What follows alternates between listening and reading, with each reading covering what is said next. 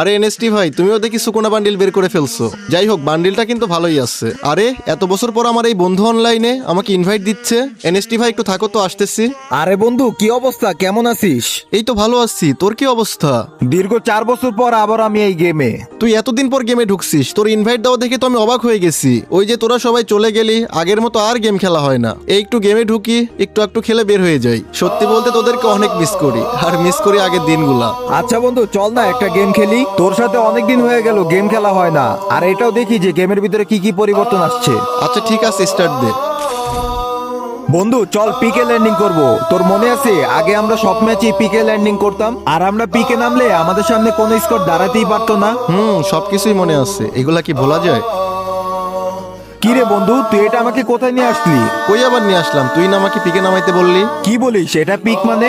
আমাদের পিক তো এরকম ছিল না। হ্যাঁ ঠিক বলেছিস, ওই সময় পিকটা এমন ছিল না। এই আপডেটের পর শুধু পিক না, দেখ পিকের নামও চেঞ্জ হয়ে গেছে। আচ্ছা যাই হোক, আমি তো মরে গেছি। তুই একটা ভালো জায়গা দেখে ক্যাম্পিং কর, না হলে আমার জন্য তুইও মাইনাস খেয়ে যাবি।